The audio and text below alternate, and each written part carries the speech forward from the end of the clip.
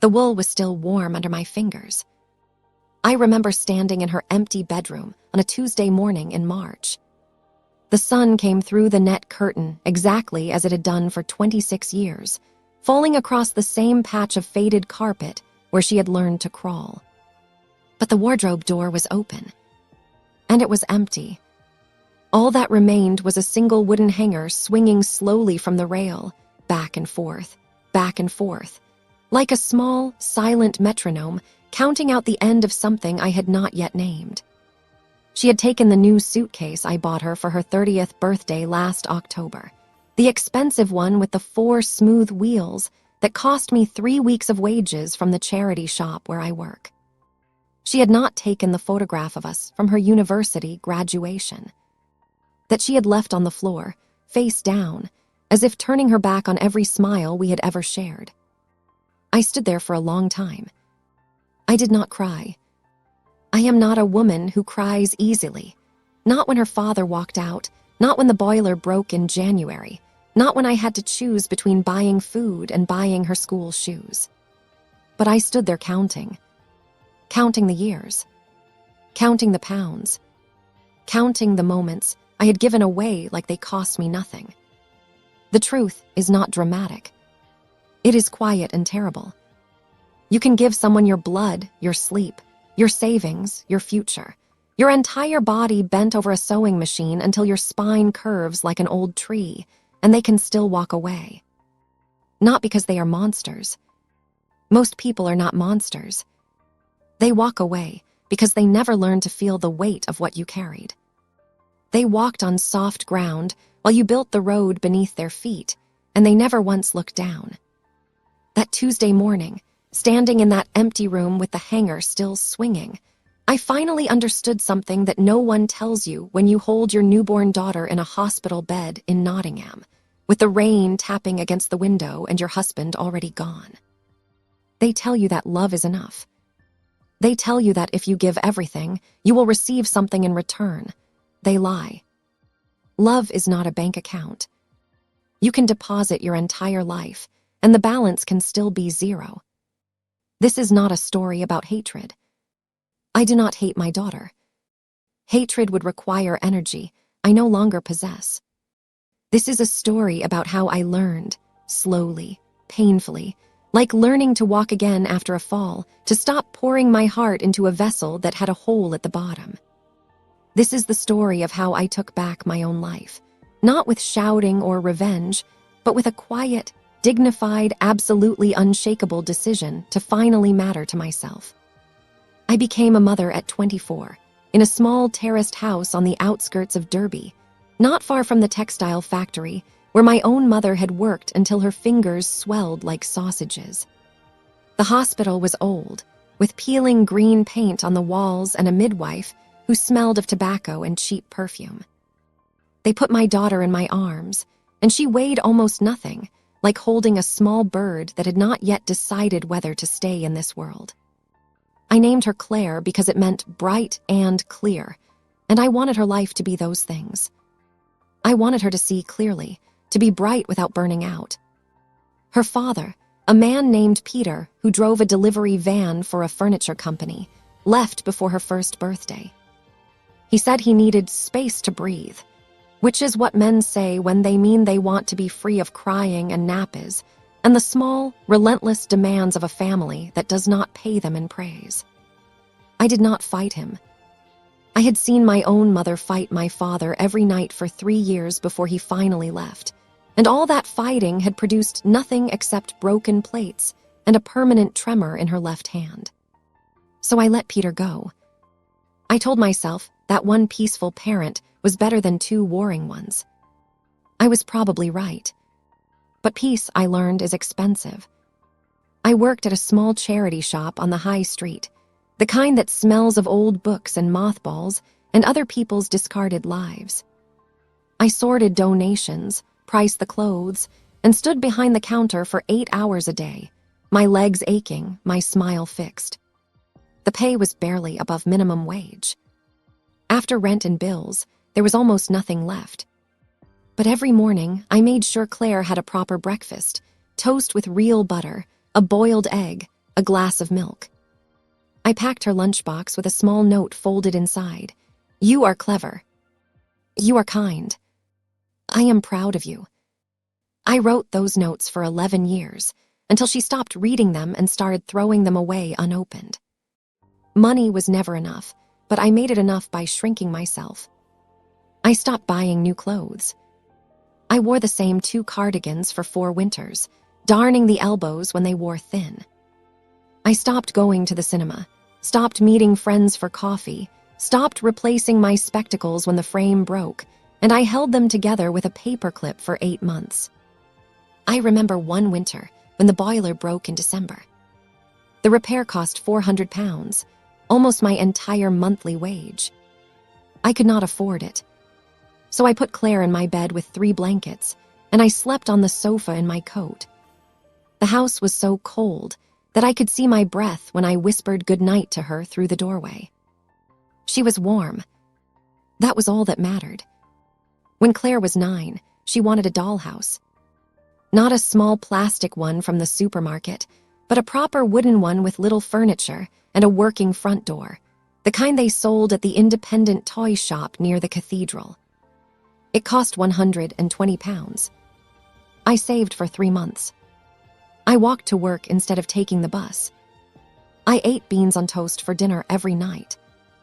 I bought the dollhouse, wrapped it in newspaper because I could not afford wrapping paper, and put it under the cheap plastic Christmas tree we had used for 6 years.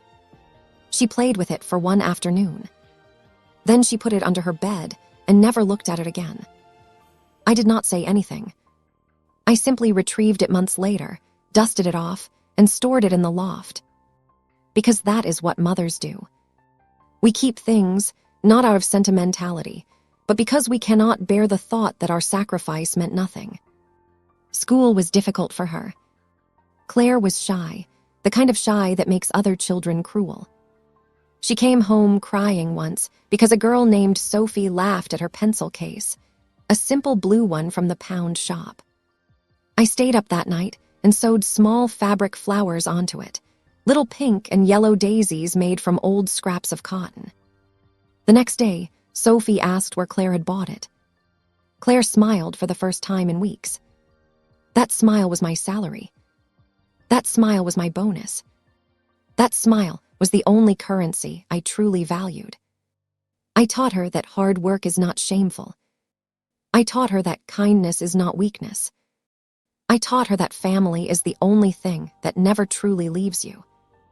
But somewhere between her 11th birthday and her 15th, something shifted. She started looking at my hands differently. Not with love, but with a kind of quiet assessment, as if she were comparing them to other mothers' hands.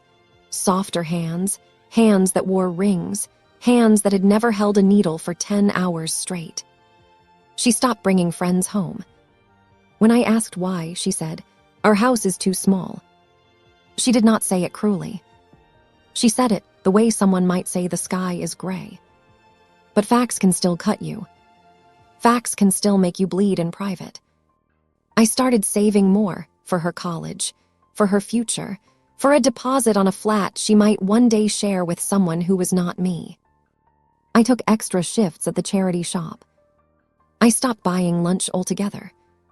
My one good dress, a navy blue Marks and Spencer dress I had bought in a sale 7 years earlier, became my only dress. I washed it every Sunday and hung it in front of the electric heater to dry. The fabric grew thin, almost see-through, but I wore it anyway because I had stopped caring about myself so long ago that I could not remember what caring felt like. The fault line was not sudden. It was slow, like a crack in a plaster wall that you ignore for years, until one morning you wake up and see the sky through it. And by then, it is too late to repair. All you can do is watch the light pour in and wonder when your life became so hollow. The trigger came on a Thursday evening in late September. Claire was 26. She had a job at a call center in the city center, not a career, not yet, but a steady paycheck. She lived with me, rent-free. I cooked for her, washed her clothes, ironed her work blouses. She would leave them draped over the back of the armchair, and I would iron them at 5 in the morning before my shift, standing in the kitchen with the kettle humming and the first gray light slipping through the window. She met a man named James.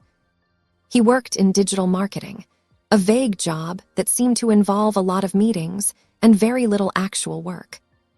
He had a nice smile, expensive trainers, and a car that was newer than anything I had ever owned. He came to our house once. He looked around at the worn sofa with the tear on the arm, at the shower that took 15 minutes to run hot, at my sewing machine sitting in the corner of the living room because there was nowhere else to put it. He was polite, but I saw his eyes. They measured things. 3 months later, Claire told me they were getting married. I was happy, genuinely, deeply happy. I hugged her. She felt stiff, like a wooden doll that had been left out in the rain. But I ignored the stiffness. I was good at ignoring things. Then came the conversation about the wedding. She wanted a big wedding, a hotel venue, a DJ, a professional photographer, a 3-tier cake, the kind of wedding that generates hundreds of photographs for Instagram, where strangers you will never meet can validate your existence with a double tap. I asked her how much it would cost. She said around £10,000. I had £3,000 in my savings account. My entire life. Every shift at the charity shop.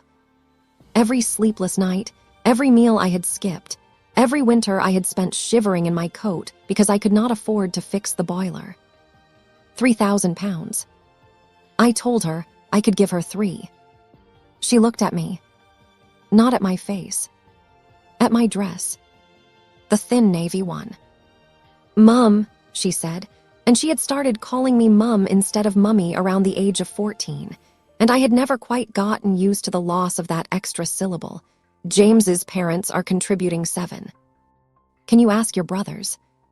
My brothers. The ones who had not called me in 8 years. The ones who said I was too proud when I refused to beg after our mother died, and they split her meager savings without telling me. I told Claire no. She did not shout. She did not cry. She simply went to her room and closed the door, softly. That softness was worse than a slam. A slam is anger. A soft close is disappointment. And disappointment from your child is a wound that never fully heals. The next morning, she said, James's mother has offered to host the wedding at their parents' farmhouse in Derbyshire. But I need a new trousseau. Proper clothes and gold. At least a few pieces, a necklace, bangles, earrings. I did the math in my head. Gold prices had gone up again. A simple set of jewelry would cost £2,000, plus the clothes, plus the alterations, plus the shoes, plus 100 other small things that nobody thinks about until the bills arrive. I sat on the worn sofa. I looked at the tear on the arm. I had been meaning to fix it for 3 years. I never had the time. I was always fixing her life instead. Claire, I said, I can give you the £3,000. That is everything I have. She looked at me, and she said the sentence that I will carry with me until the day they close my eyes for the last time. That's not everything, Mum. You have this house. You could remortgage it. The house.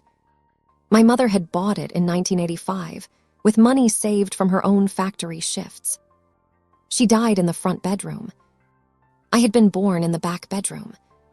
The walls still had pencil marks where my brother and I measured our heights as children. The kitchen still had the same cracked tile near the sink that my mother always said she would fix. It was not a grand house, but it was my blood, my history, my only remaining anchor to a world that had already taken so much from me. She wanted me to borrow against it.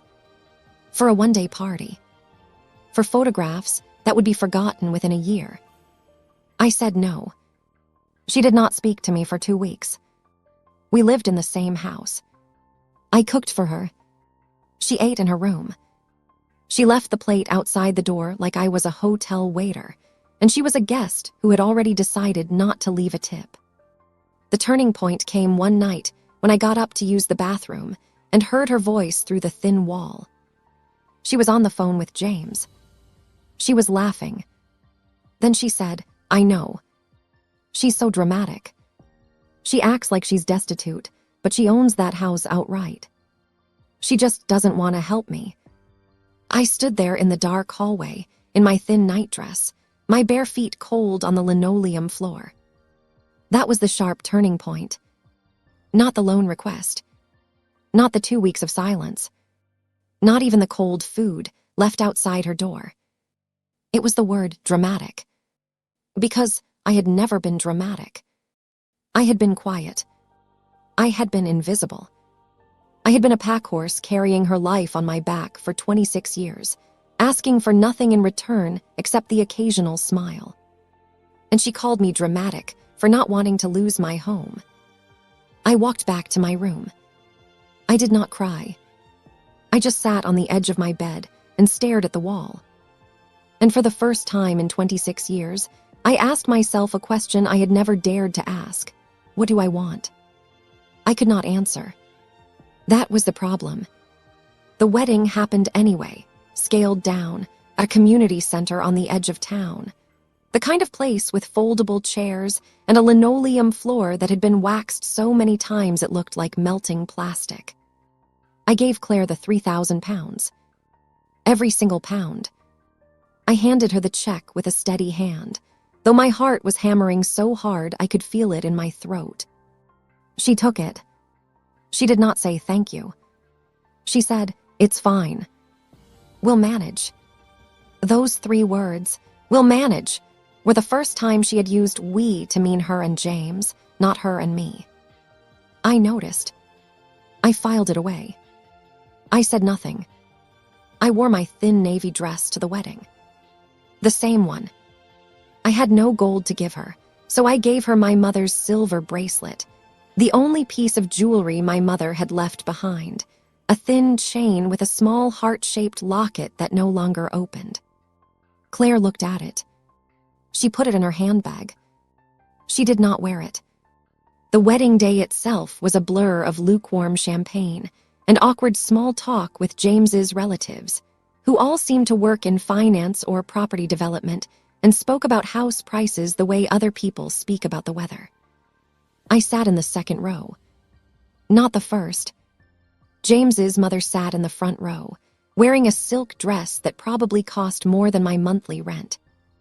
She looked at me once, briefly, the way you might look at a piece of furniture that has been in the room for years, but that you have never really noticed. Then she looked away. The registrar spoke. The rings were exchanged. Claire and James signed the paperwork.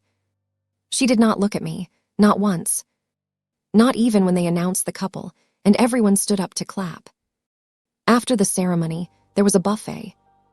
I went to the serving table. A young woman in a black apron asked my name. I told her. She checked a clipboard. "You're not on the main guest list for the sit-down meal," she said. "There's an overflow table in the side room." I took my paper plate and went to the side room. I sat on a plastic chair next to a radiator that was making a hissing sound. I ate cold pasta salad from a paper plate, while a man I did not know talked loudly on his mobile phone about an invoice dispute. A pigeon landed on the windowsill outside.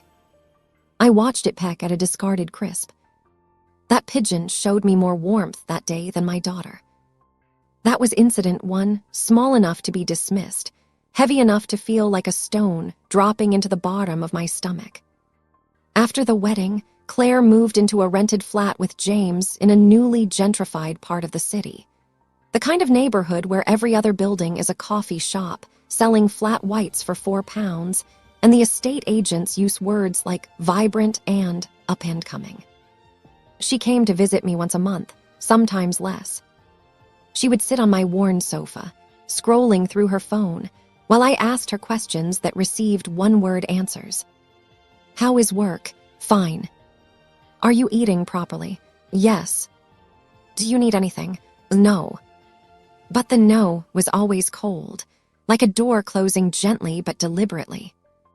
Like she was saying, "You cannot give me anything I actually want, so why are you still talking?" Incident 2 came 5 months later. Claire called me on a Wednesday afternoon.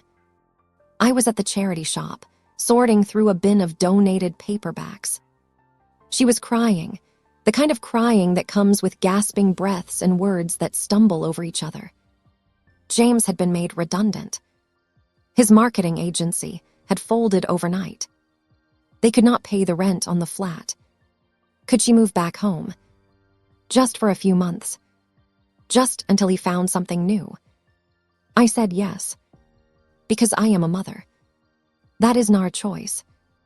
That is a reflex.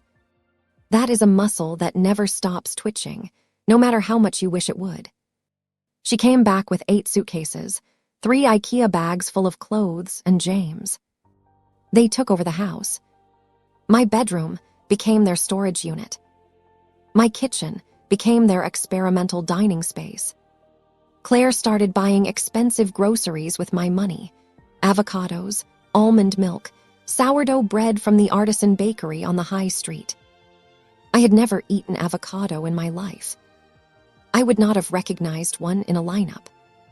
She made herself smoothies every morning and never once offered me a sip. James sat on my sofa all day with his laptop, networking, which seemed to mean scrolling through LinkedIn and occasionally sending an email. He did not help with the washing up. He did not offer to fix the dripping tap in the bathroom. He did not even say, "Good morning" most days. He just existed in my space, consuming my electricity, my heating, my food, and my silence. I paid for everything. The electricity bill doubled because they ran a space heater in their room all night. I slept with a thin blanket and a hot water bottle. But I did not complain. Because I kept telling myself a lie that had become a lullaby. She will realize. She will thank me one day. She will wake up and see everything I have done, and her heart will crack open with gratitude. That day never came. One evening, I came home from work with a headache that had been building since noon. I had sorted donations for 8 hours, bags and bags of clothes, some stained, some torn, a few hidden gems that would go on the shop floor for a tenner. My back was screaming. My fingers were dry and cracked from handling so much fabric. I opened the fridge to make myself some dinner. It was almost empty. They had eaten everything: the leftovers, the bread, the eggs, the cheese. There was half a jar of pickled onions and a single yogurt that had expired 3 days earlier. I ate the yogurt standing at the kitchen counter. I told myself it was fine. I had eaten worse.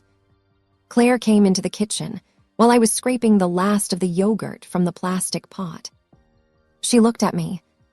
She did not ask if I had eaten. She did not ask about my headache. She said, "Mum, can you lend us 600 pounds?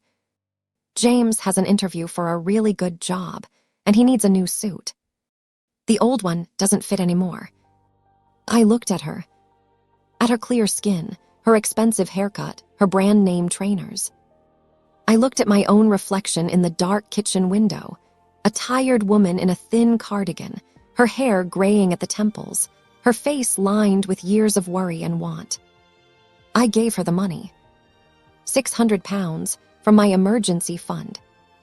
The fund I had been building for my own medical needs, for new spectacles, for a dental appointment I had been postponing for 2 years, for the day my knees finally gave out and I could no longer stand behind the charity shop counter.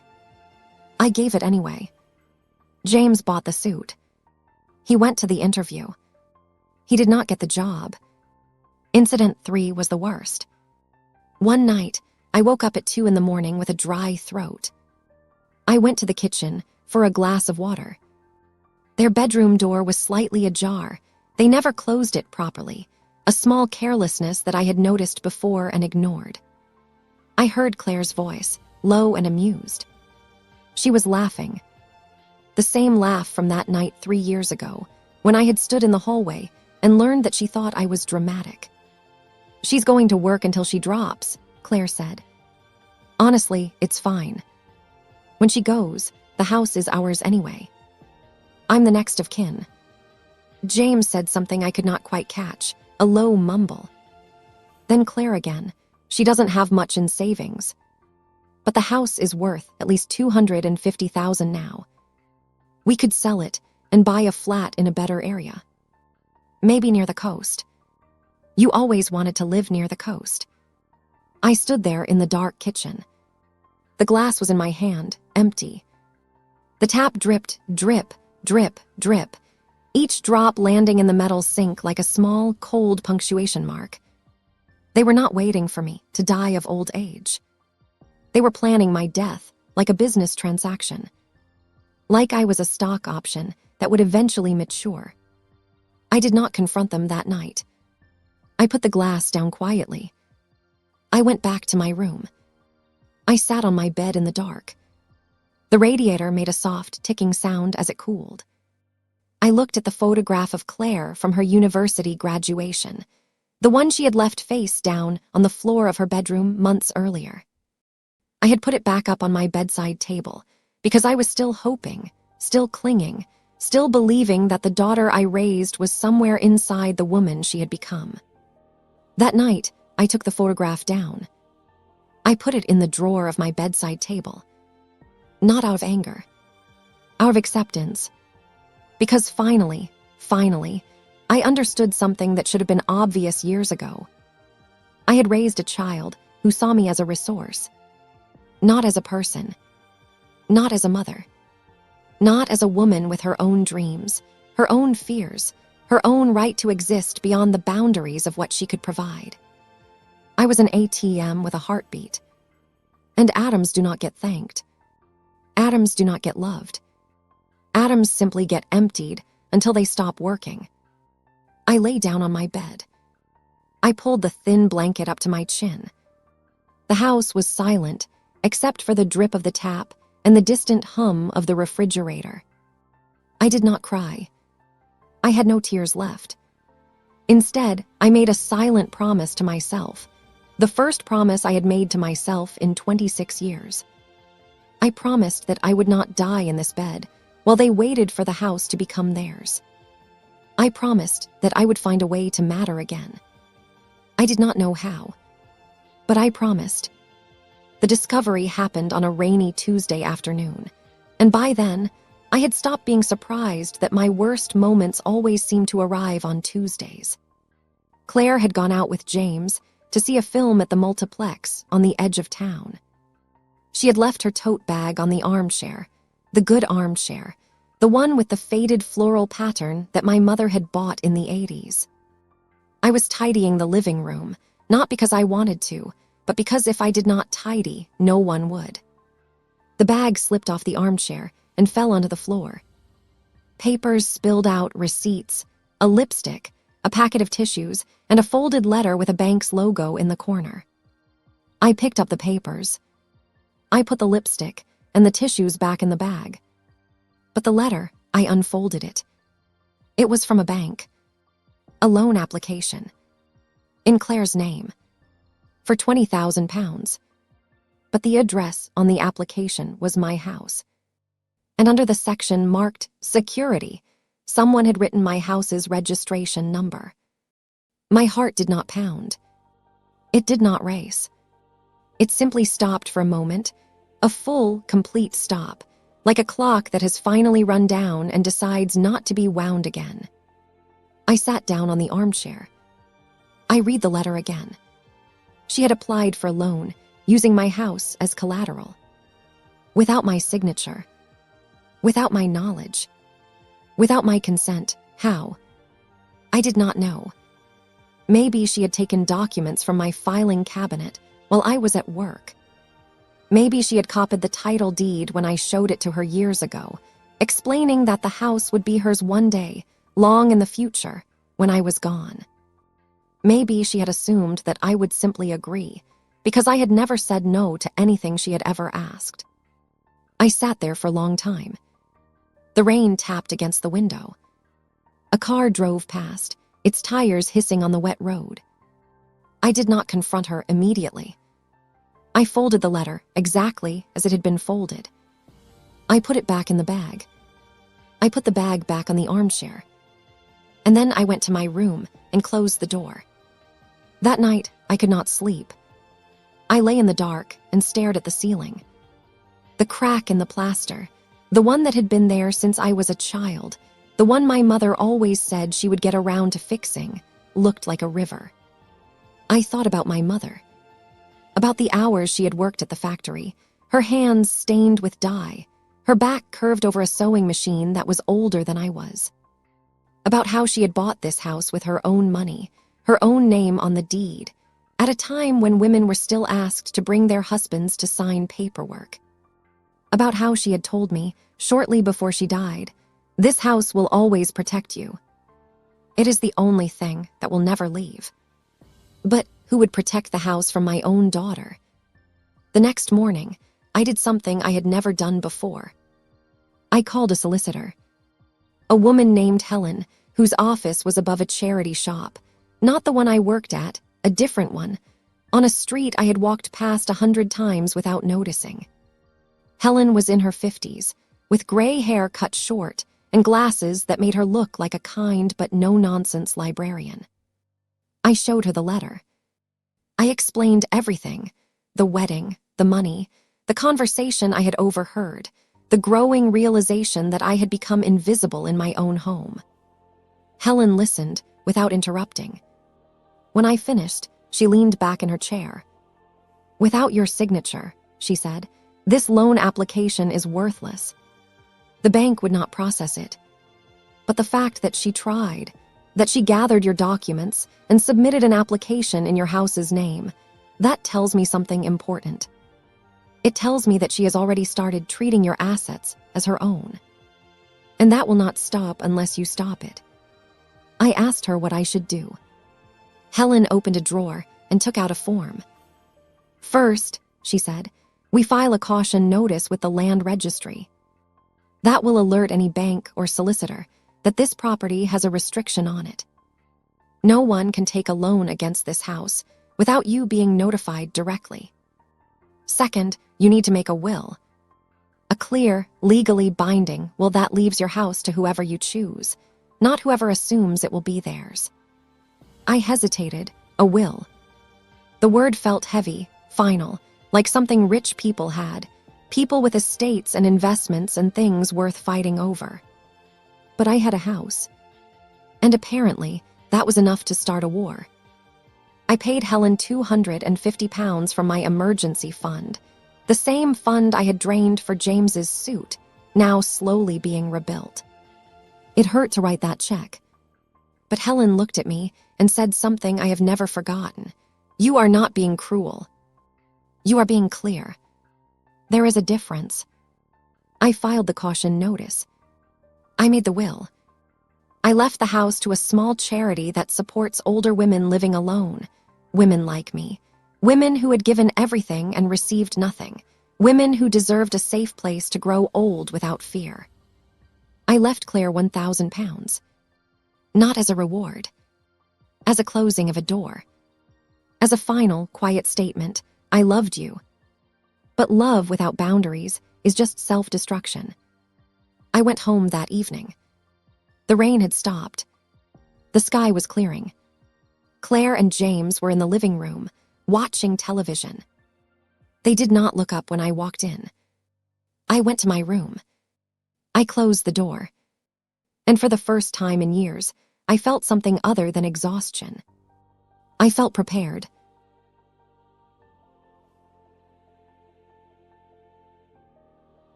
I did not shout.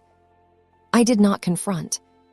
I did not wave the loan application in Claire's face, or demand an explanation, or cry about betrayal. That is not my way. My way is slow. My way is silent. My way is to stitch one thread at a time until the fabric is whole again.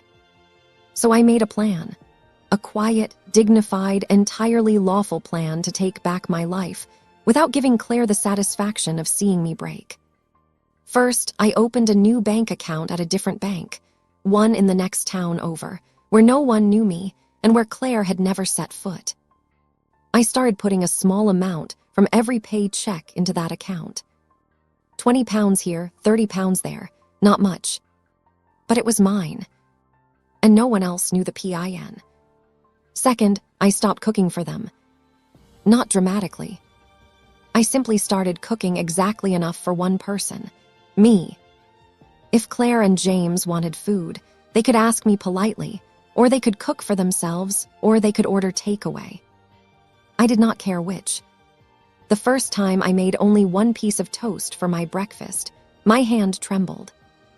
I had spent 26 years making 2 pieces, one for me, one for her, even when she was not living at home, even when she was not speaking to me. It was a reflex, a muscle memory. Breaking it felt like breaking a bone. But I ate my single piece of toast. And I survived. Third, I started saying no. Small no's at first, to build the muscle. Mom, can you iron James's shirt? No. Mom, can you lend us £50 for petrol? No. Mom, can you pick up my prescription from the pharmacy? No. Each no was difficult.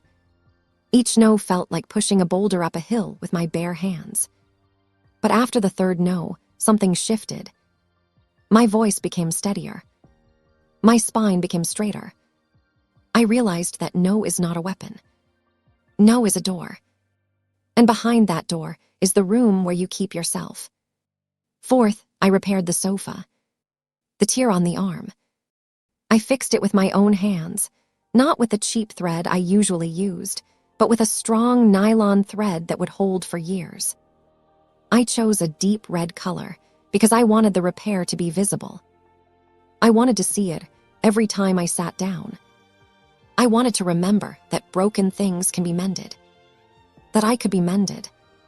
Fifth, I started walking. Every morning, before work, I walked for 30 minutes around the park at the end of my street. I had lived on that street for 30 years and had never once walked in that park. I had always been too busy, too tired, too needed. But now I walked. I watched the ducks on the pond. I watched the old men playing chess on the concrete tables. I watched the children running to school, their backpacks bouncing. And I realized that the world had continued spinning all these years without my permission. That I could step away from my own life for half an hour and nothing would collapse. That was a revelation. Sixth, and this was the hardest, I stopped hoping. I realized that hope had become a cage. I kept hoping that Claire would wake up one morning and see me. Really see me. The cracked hands. The cold toast. The thin dress. The nights I had spent shivering so she could be warm. I kept hoping that she would say, "Mom, I'm sorry. I see it now. I see everything you did for me." But hope was not helping me. Hope was keeping me trapped in a cycle of disappointment. Every day she did not say those words, a small piece of me died. So I decided to kill the hope myself. Not with anger. With acceptance. I accepted that Claire might never see me. I accepted that I had raised a daughter who was not capable of gratitude, not because she was evil, but because she had never learned to look beyond the end of her own needs. And I accepted that this was not my fault. That last part was the hardest.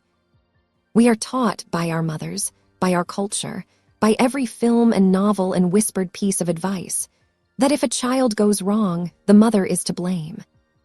That we did not love enough, or loved too much, or loved in the wrong way. But I had given everything. Every drop of energy. Every pound of my wages.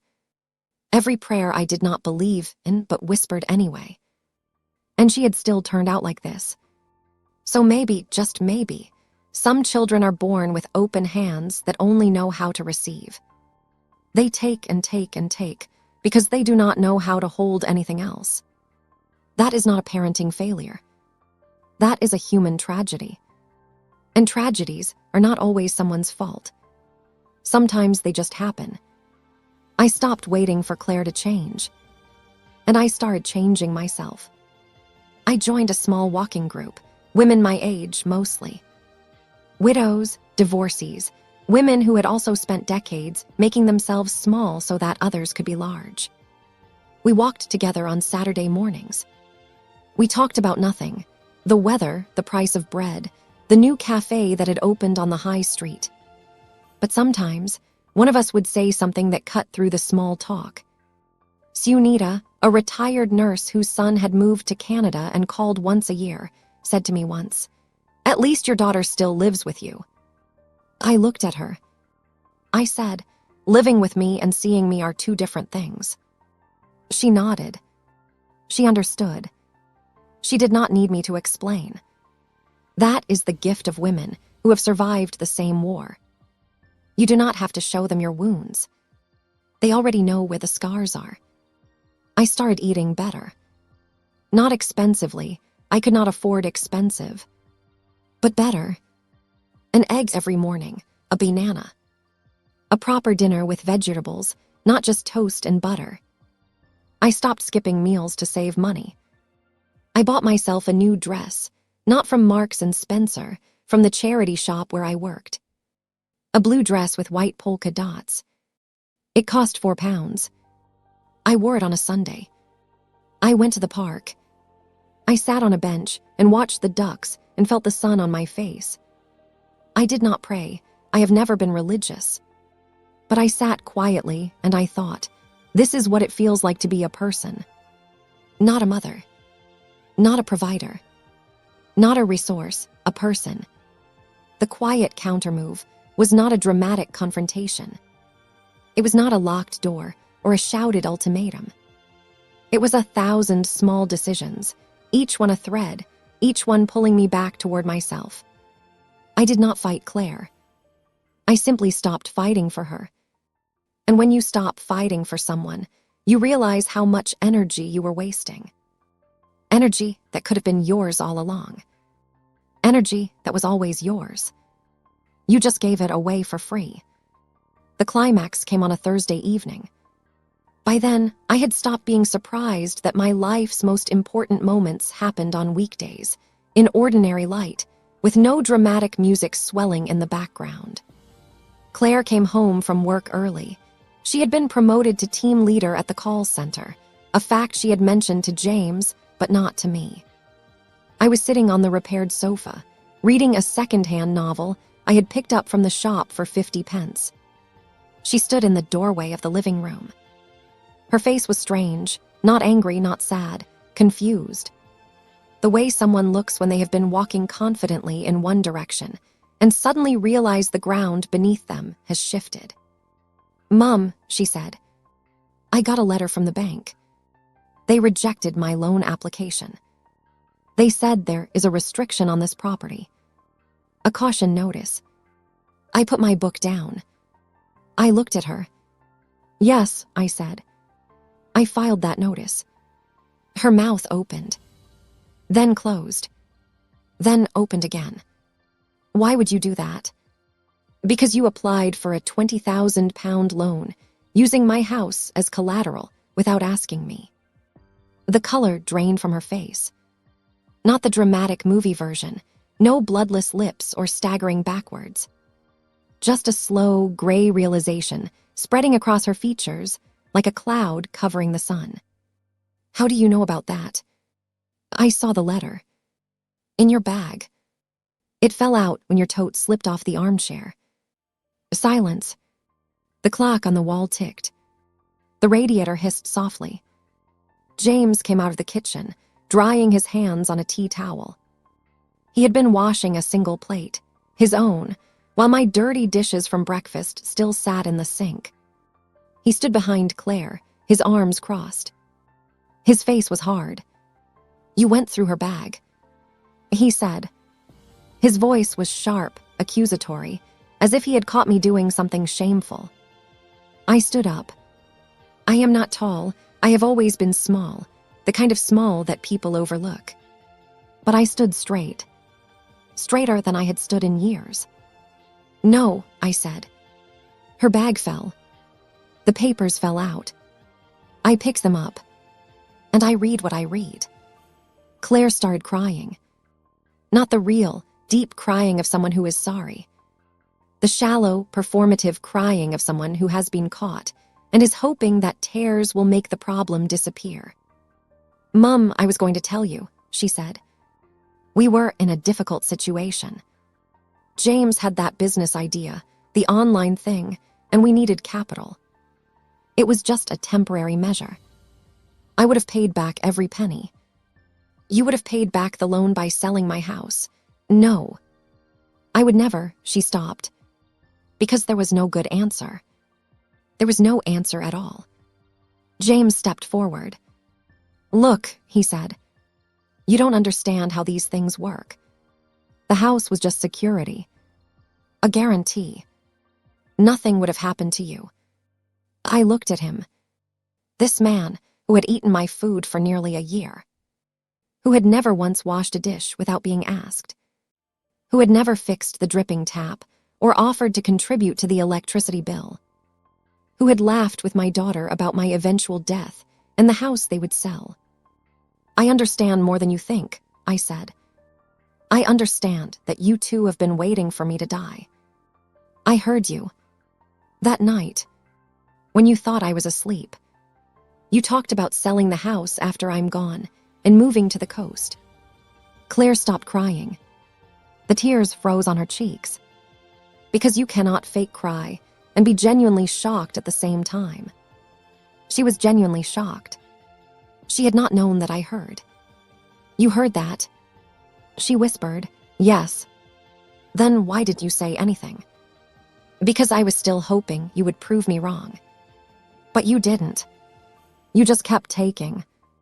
The money, the food, the electricity, the space, my entire life.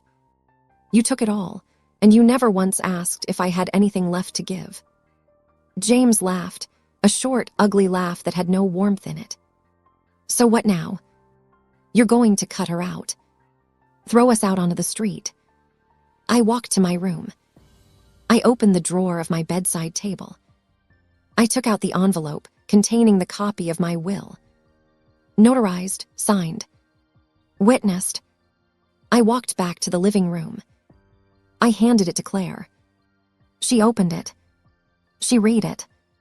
Her eyes moved line by line, and I watched her face change, from confusion to disbelief to something that looked like the first stirrings of genuine pain.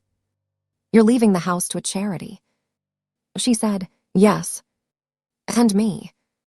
£1,000. "Yes. That's all I get."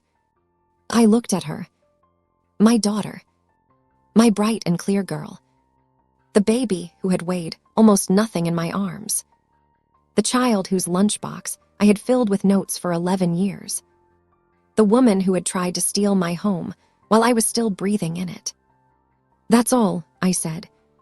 "Because that's what you gave me, nothing. So that's what you get in return. Not revenge. Not cruelty. Just a mirror." She tore the will. Right there in front of me. She tore it into 4 pieces, then 4 pieces again, then let the scraps fall to the carpet like dirty snow. "You can't do this," she said. "I'm your daughter. The law won't allow you to disinherit me." I smiled. Not a cruel smile. I am not a cruel woman. A tired smile. The smile of someone who has already done her homework, who has already sat in a solicitor's office and asked every possible question. "I have 2 more copies," I said. "One with my solicitor. One in a bank locker. And the law absolutely allows this. A mother does not owe her adult child a house, especially a child who tried to steal it." James grabbed Claire's arm. "Let's go," he said. "She's lost her mind. We'll fight this. We'll get a lawyer." They went to their room. They packed 8 suitcases, 3 IKEA bags, a box of kitchen gadgets I had never seen before. They loaded everything into James's car. They did not look at me. They did not say goodbye. The front door closed. The lock clicked. I stood in the middle of the living room. The torn pieces of the will were scattered across the carpet like fallen leaves. I looked at the repaired sofa. The photograph of Claire's graduation was still in my drawer. The cold cup of tea I had made an hour ago sat on the kitchen counter, untouched. I did not feel victorious. I did not feel powerful. I felt empty. But it was a clean emptiness. Like a room after you have removed all the broken furniture. I sat down on the sofa. I picked up the pieces of the torn will, one by one, and put them in an envelope. I wrote on the envelope, "For Helen, my solicitor." Then I went to the kitchen. I made myself a fresh cup of tea. Hot this time, with milk and 1 sugar. I carried it back to the living room. I sat on my repaired sofa. I drank it slowly. The clock ticked. The radiator hummed. The house was quiet. But for the first time in 26 years, the quiet did not feel lonely. It felt like home. 8 months have passed. Claire did not fight the will. Her solicitor, assuming she eventually got one, must have told her that she would lose. She sent me one message on my 55th birthday. Just 2 words, "Happy birthday." No, "I'm sorry." No, "How are you feeling?" No, "I love you, Mom." I replied, "Thank you, Claire." That was all. I did not block her number. I did not curse her name to my walking group. I did not post anything on social media about betrayal or healing, or any of the other words that people use to turn pain into performance. I simply let her go, like a balloon released into a gray sky. You watch it get smaller and smaller until it becomes a dot, and then you look at the sky and realize how much space there is for other things. I still work at the charity shop, but fewer hours now. I am training a young woman named Fatima, a single mother with a 2-year-old daughter, and a story very similar to my own. She comes to my house 2 evenings a week. We sit in the living room. The repaired sofa is for her. My sewing machine is for her. The walls with my childhood scratches are now her walls too. I am converting the house into a small workshop after I retire. That is the plan. The charity is already registered. Helen helped me set it up. We are going to call it The Second Thread, because every woman deserves a second chance to stitch her life back together. Claire has not asked for forgiveness, and I have not offered it. Not because I am holding a grudge. Grudges are too heavy for a woman my age, with knees that ache when it rains. But because forgiveness without change is just permission to be hurt again. Maybe one day Claire will change. Maybe she will become the daughter I hoped for, the one who calls just to ask how I am, who brings flowers on a Sunday afternoon, who finally looks at my hands and sees the story written in every scar. Or maybe she will not. Either way, I am no longer waiting. The moral of this story is not cut off your family, or revenge is sweet, or any of the other easy answers that people post on Instagram with a soft focus filter. The moral is simpler and harder than that. Love is not a transaction, but respect is. You can give someone everything: your youth, your health, your savings, your sanity, your entire life bent over a sewing machine or a charity shop counter or a cold kitchen floor, and they can still give you nothing in return. That does not make you a failure. It makes them empty. And you cannot fill someone else's emptiness by emptying yourself. So now, I give differently.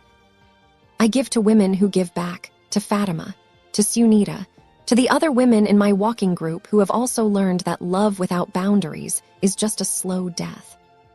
I give to myself first, not selfishly, but necessarily, the way you put on your own oxygen mask before helping others. And I give only what I can afford to lose. The wool is still warm under my fingers. The needle still moves in and out, stitch by stitch, pulling the fabric together. But now, I stitch for me. And that is enough. If this story touched something in your heart, some quiet recognition, some buried memory, some small voice telling you that you also deserve to matter. Please give this video a like and share it with someone who needs to hear that it is never too late to stop pouring. Subscribe to this channel for more real-life, emotional stories told with calm instead of chaos.